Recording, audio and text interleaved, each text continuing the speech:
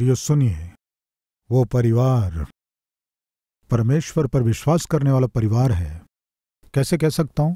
खतरे में मूसा जन्म लिया, और दूसरा गुमनाम माता पिता से मूसा जन्म लिया, और तीसरा आत्मिक माता पिता से मूसा जन्मा। आत्मिक माता पिता से जन्मा। आइए देखें इब्रानियों की पत्री 11वां अध्याय 23 वचन से। मूसा जब जन्म लिया, उसकी माता केवल ऐसा नहीं लिखा है, या फिर केवल उसके पिता इस तरह भी नहीं लिखा है। क्या लिखा है? उसकी माता और पिता दोनों के विषय में यहां लिखा हुआ है, राइट? विश्वास ही से मूसा के माता पिता ने उसको उत्पन्न होने के बाद 3 महीने तक छिपा रखा, क्योंकि उन्होंने देखा कि बालक सुंदर है और वे राजा की आज्ञा से न डरे। उनके विश्वास के कारण, यानी अर्थ जानते वे आत्मिक हैं, वे विश्वासी हैं, वे परमेश्वर पर विश्वास करने वाले हैं। उनके विश्वास के कारण राजा की आज्ञा से ना डरकर 3 महीने तक उसे क्या किए? छिपा कर रखे। पुत्र यदि जन्म लेगा तो उस पुत्र को मार डालना है, ये फिरौन की आज्ञा थी। लेकिन बाइबल बताती है मूसा के माता पिता विश्वासी थे। वे विश्वासी थे, आत्मिक थे, इसलिए अपने पुत्र की रक्षा करने की कोशिश किए, बचाने की कोशिश किए। इस बात को ध्यान से सुनिए प्रिय भाई और बहन। मूसा के माता और पिता विश्वासी थे। आज कितने मूसा कह सकते हैं, कितने बच्चे कह सकते हैं कि मेरी माता और पिता विश्वासी हैं? माता पिता सुन रहे हैं? आपका बेटा कह सकता है, कि आपकी बेटी कह सकती है क्या? मेरे माता और पिता आत्मिक हैं, बहुत ही अच्छे आत्मिक हैं, परमेश्वर से प्रेम करने वाले हैं, परमेश्वर के प्रेम को बांटने वाले हैं, विश्वास को बढ़ाने वाले हैं, परमेश्वर के अलावा किसी से नहीं डरते हैं। ऐसे पेरेंट्स, ऐसे माता पिता से मेरा जन्म लेना मेरे लिए सौभाग्य है। कह सकते हैं क्या? मूसा कहा, वे गुमनाम थे, उनका कोई पता नहीं था, लेकिन ध्यान दीजिए वे आत्मिक थे। प्रिय भाई और बहन, हो सकता आप धनवान नहीं हैं, आप कोई महान अधिकारी भी नहीं हैं, आपकी सुंदरता नहीं है, लेकिन आप आत्मिक रूप में बच्चों को बढ़ा सकते हैं। उस दिन मूसा के माता पिता आत्मिक थे। बहुत से परिवारों में सामान्य रूप से हम क्या देखते हैं, मैं बताऊं आपको। मां आत्मिक होती है, पिता शराबी होता है। पत्नी आत्मिक होती है और पति मनमर्जी से जीता है। पत्नी आंसुओं से प्रार्थना करते रहती है और पति गंदी फिल्में देखता रहता है, मनमर्जी से जीता है। है क्या कोई आज हमारे बीच में? पति प्रार्थना करने वाला है, पति आत्मिक है और पत्नी मनमर्जी से जीती है, और बच्चे दुख उठाते रहते हैं। उस दिन मूसा के बच जाने का कारण जानते हैं क्या? माता और पिता विश्वासी थे, इसलिए। आज आपके पुत्र के नाश होने का कारण जानते हैं? आज आपकी बेटी आज्ञा ना मानकर विरोध करने का कारण जानते हैं? आत्मिकता नहीं होने के कारण, मां में आत्मिकता नहीं होने के कारण, पिता में आत्मिकता नहीं होने के कारण, परिवार में आत्मिकता नहीं होने के कारण, आत्मिकता में आप अपने बच्चों को बढ़ा नहीं पाए, इसलिए आपके बच्चे आज आपकी नहीं सुन रहे हैं। आपके बच्चे आज आपकी परवाह नहीं कर रहे हैं। आपके बच्चे आपका विरोध करने वाले बन गए हैं, और कुछ बच्चे तो मारने के लिए भी ऊपर आ रहे हैं। ऐसी स्थिति में पहुंच गए हैं। कारण बताइए? आत्मिकता नहीं होने से। आत्मिकता नहीं होने के कारण अर्थ जानते हैं, मेल नहीं होने के कारण, एकता नहीं होने के कारण। कृपया ध्यान दीजिए, परमेश्वर के साथ आपकी संगति नहीं होने से आपके घर में मेल मिलाप नहीं रहेगा। आपके घर में मेल मिलाप नहीं होने से आपके घर में आनंद नहीं होगा। आपके घर में आनंद नहीं होने से आपके घर में परमेश्वर जो अनुग्रहित करते हैं वो सारी आशीषों की घटी होगी। बच्चे जैसे चाहे वैसे बढ़ेंगे, जैसे चाहे वैसे व्यवहार करेंगे। आज बहुत से परिवारों में ऐसी व्यवस्था ही चल रही है। जिस समय आपके बच्चों से प्रेम करना, आप प्रेम नहीं करने से, आपके बच्चों को प्रार्थना के साथ बढ़ाना है, नहीं बढ़ाने से, आपके बच्चों को परमेश्वर के भवन में ले जाकर जब उन्हें सिखाना है उस समय नहीं सिखाने से। प्रियो, बाइबल बताती है लड़के को उसी मार्ग की शिक्षा दे जिसमें उसको चलना चाहिए और वो बुढ़ापे में भी उससे न हटे। लड़के को जब सिखाना है तब नहीं सिखाए। जब आपका लड़का छोटा था तब आपने परमेश्वर पर ध्यान नहीं दिया, चर्च नहीं गए, आप अपनी मर्जी से जिए। फलस्वरूप अभी बच्चे बड़े हो गए, वे अपनी मर्जी से जी रहे हैं। प्रिय भाई और बहन, एक विषय मुझे कहने दीजिए। जैसे आप सोच रहे हैं एक परिवार धन से बनाया जाएगा, ये गलत है। पैसों से आप एक अच्छा मकान बना सकते हैं, लेकिन एक परिवार नहीं बना सकते। पैसों से आप अपने घर में फर्नीचर ले सकते हैं, लेकिन सुख को नहीं खरीद सकते। पैसों से महंगे कार को खरीद सकते हैं, लेकिन कार में सुरक्षित यात्रा की कोई गारंटी नहीं हो सकती। पैसों से कीमती दवाइयां खरीद सकते हैं, लेकिन स्वास्थ्य को नहीं खरीद सकते। पैसों से धूमधाम से अपने बेटे या बेटी का विवाह करा सकते हैं, लेकिन धन से एक परिवार को नहीं बना सकते। पैसों से आप अपने बच्चों को ऊंची पढ़ाई करवा सकते हैं, लेकिन संस्कार नहीं सिखा सकते। धन से आपके मरने के बाद एक बड़े कब्र को बना सकते हैं, लेकिन आप स्वर्ग में नहीं पहुंच सकते। आज वास्तव में आपको धन नहीं चाहिए। वास्तव में जो आज आपको चाहिए वो विश्वास है, जिसने आपकी सृष्टि किया है, उस परमेश्वर के प्रति विश्वास। वो विश्वास ही आप में नहीं होने से आपका जीवन नाश हो जाएगा। वो विश्वास ही नहीं होने से आपका जीवन बीच में ही समाप्त हो जाएगा। ध्यान से 11वें अध्याय को देखेंगे तो महान लोगों के विषय में वहां लिखा है।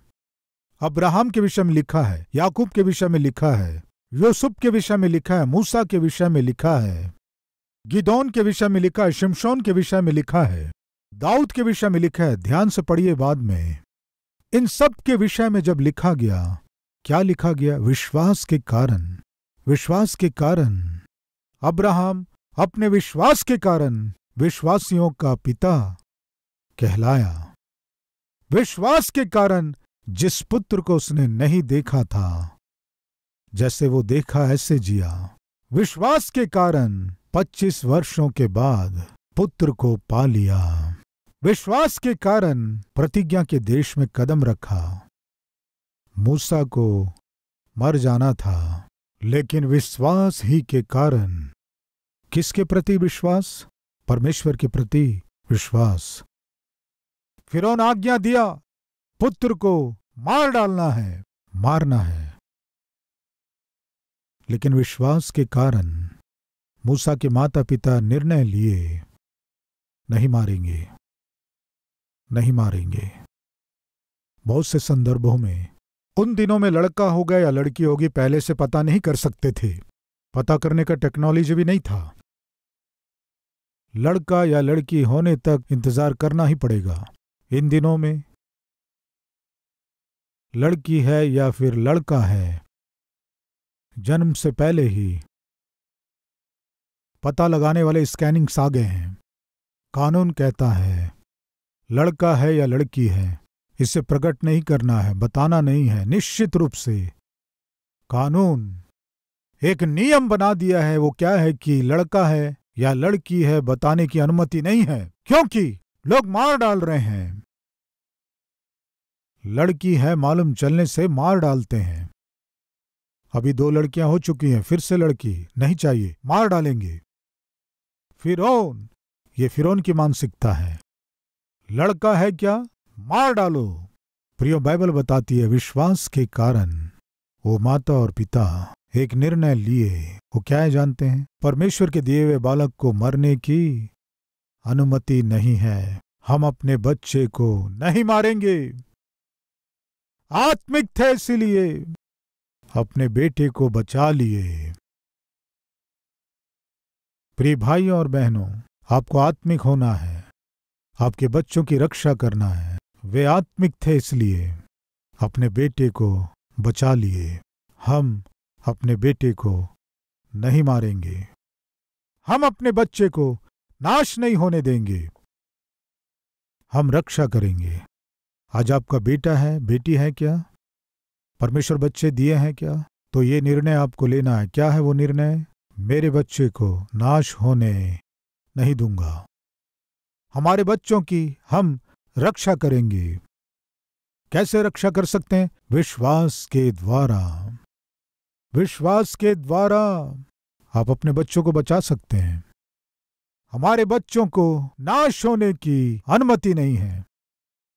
हमारे बेटे या बेटियां नाश होने की अनुमति नहीं है। ऐसे दृढ़ निर्णय को आपको लेना है।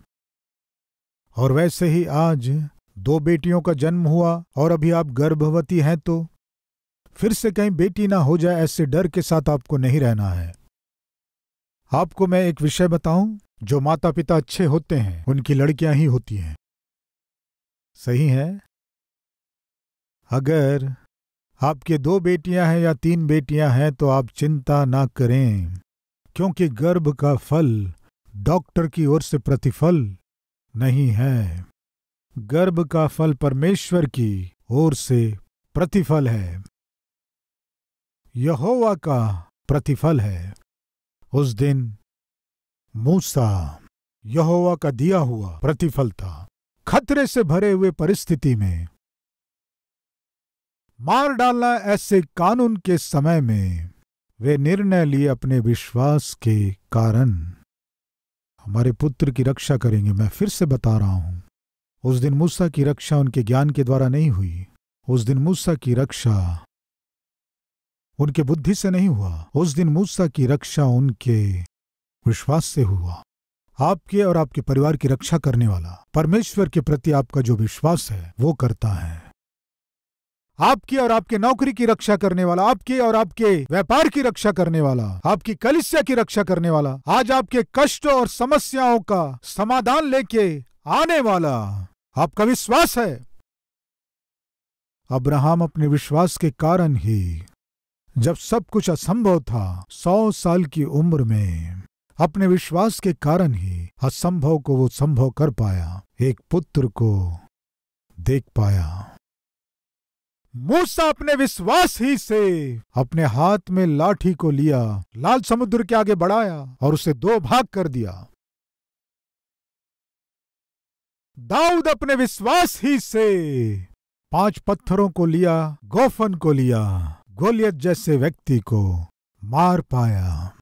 शद्रक, मेशक, अबिदनगो परमेश्वर के प्रति उनके विश्वास के द्वारा ही आग के भट्टे में जा पाए, बिना किसी हानि के बाहर आ पाए। पतरस यीशु के प्रति अपने विश्वास के द्वारा समुद्र में, पानी में चल पाया, एक अद्भुत को अनुभव कर सका। बुद्धि ज्ञान के द्वारा नहीं, धन दौलत के कारण नहीं, विश्वास के द्वारा ही हमारे पितर परमेश्वर के नाम की महिमा कर पाए। परमेश्वर इस दिन सेवक से कहा, मैं नहम्याह को बलवंत करके 52 दिनों में यरूशलेम के दीवारों को फिर से निर्माण किया। तुम विश्वास करते हो क्या? 52 दिनों में पूरे एशिया में ही सबसे बड़े चर्च का मैं निर्माण करूंगा। विश्वास करते हो क्या? इस तरह परमेश्वर ने पूछा, प्रभु 52 दिनों में सबसे बड़ा भवन बनाया जाना अभी तक इतिहास में कहीं हुआ नहीं, कहीं देखा नहीं। तुम विश्वास करते हो क्या? मैं निर्माण करूंगा, तुम विश्वास करते हो क्या? उतना आसान नहीं है। उस दिन प्रार्थना में मेरे प्रभु से मैंने कहा, प्रभु आपके लिए सब कुछ संभव है, विश्वास करता हूं। अगर विश्वास करते हो तो नींव डालो। 52 दिनों में पूरे विश्व में कभी कहीं निर्माण नहीं किया गया, ऐसे अद्भुत भवन का निर्माण मैं करूंगा। प्रियो, इस भवन का निर्माण सुनिए, टेक्नोलॉजी से नहीं, इस भवन का निर्माण धन से नहीं हुआ, इस भवन का निर्माण सामर्थ्य शक्ति से नहीं, इस भवन का निर्माण हुआ है परमेश्वर के प्रति अटूट विश्वास के द्वारा। प्रियो, आज संसार के बड़े बड़े प्रभु के दास इस टेम्पल में आकर दर्शन क्यों कर रहे हैं? कारण जानते हैं? 52 दिनों में ही कलवरी टेम्पल निर्माण किया गया। कैसे? विश्वास के द्वारा, परमेश्वर के प्रति भरोसे के साथ बनाया गया। आज मैं, आप और हम आत्मिक रूप से बढ़ना है या आत्मिक रूप से जीना है, तो सफलताओं को पाना है, तो असंभव को संभव करना है, तो हमारे परिवार का निर्माण करना है, बच्चों की रक्षा करना है, संभालना है, तो आपके जीवन की हर एक समस्या का हल पाकर शांति से जीना है, तो सुनिए, आपको केवल विश्वास चाहिए। किसके प्रति?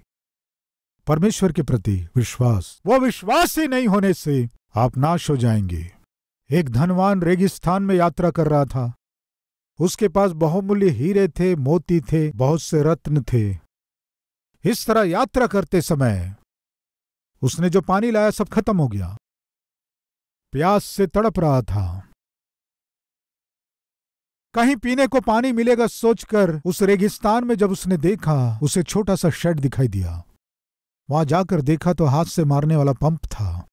जल्दी से उस पंप के पास गया। जाकर पंप मारने लगा, पानी नहीं निकला। उसके पास वाटर कैंस थे, भरूंगा सोचा, लेकिन पानी नहीं निकल रहा है।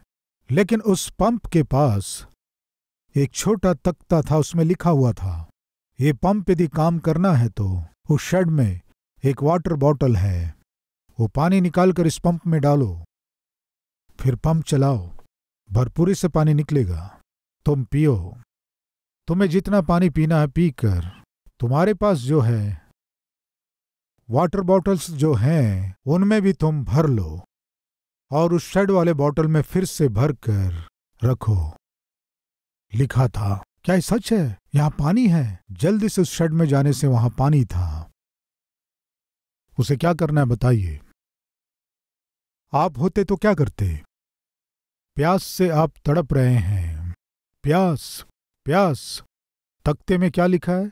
उस बॉटल का पानी पंप में डालकर मारेंगे तो पानी निकलेगा, भरपूर से आएगा। तुम्हें जितना चाहिए पियो, तुम्हें जितना चाहिए भर लो, फिर उस बॉटल में भर के अंदर रखो। तब वो बॉटल लिया।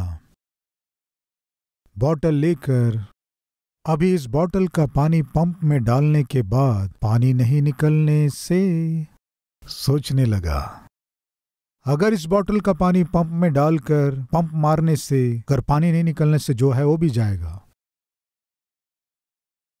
विश्वास करने से, विश्वास करके पानी डालने से और पानी नहीं निकलने से मेरी जान जाएगी, छोड़ो रहन दो। ये सोचकर पंप में ना डालकर पूरा पानी पी लिया। पानी पीकर अच्छा हुआ, प्यास बुझ गई। ये सोचकर 5 किलोमीटर चलकर गया, फिर प्यास लगी। प्यास नहीं बुझी। हीरे थे, मोती थे, रत्न थे, उसके पास धन था, लेकिन उसे जो जीवित रख सकता है वो पानी नहीं था। वो उसी स्थान में गिर गया, मर गया। उसे कौन मारा जानते हैं? उसका अविश्वास। एक और प्रांत था, रेगिस्तान में से एक निर्धन व्यक्ति जा रहा था।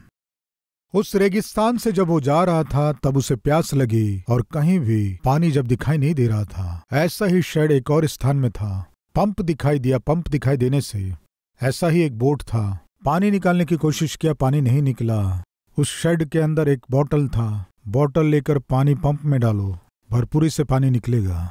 वो सोचने लगा, यदि मैं विश्वास करके वो पानी पंप में डालूंगा तो पानी निकलने से मैं पीऊंगा, जितना चाहिए भर लूंगा, मेरे बाद भी जो लोग आएंगे उन्हें भी पानी मिल जाएगा।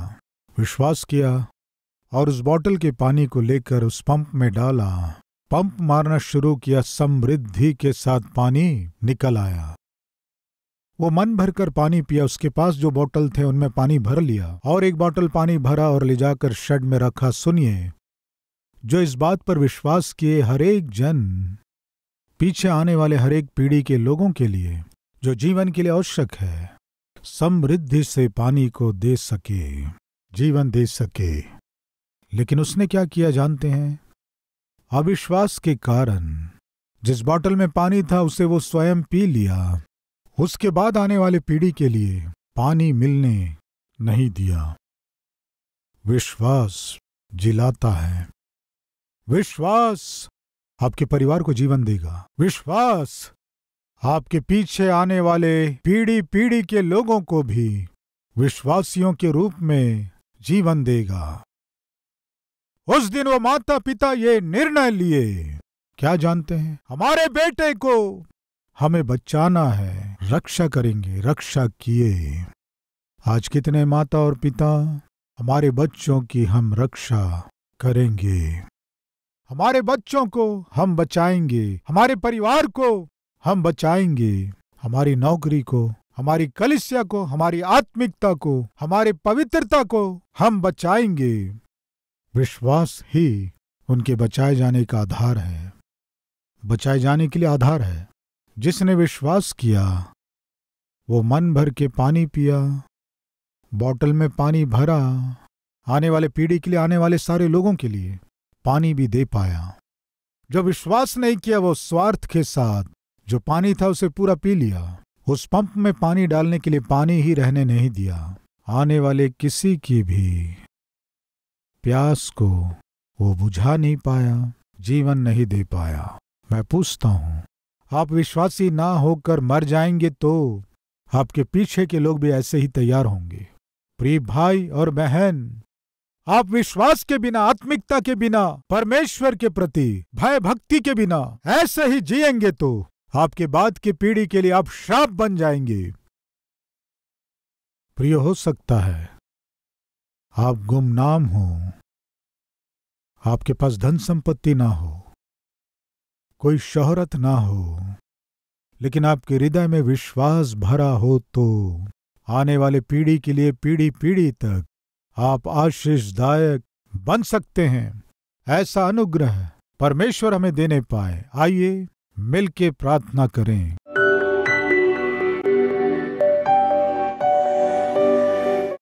महान पवित्र प्रेमी परमेश्वर पिता, बहुत ही सीधे और स्पष्ट हमसे बात किए। मूसा खतरे से भरे हुए समय में जन्म लिया, गुमनाम माता पिता से जन्मा, आत्मिक माता पिता से जन्मा। पिता, आज इस संदेश को सुनने वाले हर एक माता और पिता आत्मिक जीवन जीना है, अपने बच्चों की रक्षा कर सके ऐसे जीना है। हो सकता हम गुमनाम हों, भोले भाले हों, अधिकार रहित हों, हमारे पास धन संपत्ति ना हो सकता कोई खूबसूरती हम में ना हो। पिता, आत्मा स्वरूपी परमेश्वर आपके संग जीने से काफी है, आपके प्रति विश्वास के साथ जीने से काफी है। वही हमारे लिए धन है, वही हमारे लिए आशीष है, वही हमारे लिए आधार है, वही हमारे लिए आश्रय है। विश्वास कर रहे हैं पिता, हमारे चारों ओर कोई खतरा छाया हुआ हो सकता है, लेकिन हमारे तंबू में, हमारे घरों में यदि आप होंगे, आपका वचन होगा, आपकी उपस्थिति होने से कोई महामारी, कोई हानि हमारे निकट भी नहीं आ पाएगा, हमारे घरों में कदम नहीं रख पाएगा। इस सत्य को जानकर पिता, आपकी उपस्थिति को भरपूरी के साथ हमारे घरों में अनुभव कर सके हमें प्रदान कीजिए। यीशु के नाम से मांगते हैं पिता, आमीन। प्रियो, संदेश के द्वारा आप आशीष पाएं तो और भी लोगों को शेयर कीजिए, लाइक कीजिए और एक कमेंट कीजिए। कल फिर से इसी समय मॉर्निंग डिवोशन में मिलेंगे। शलोम।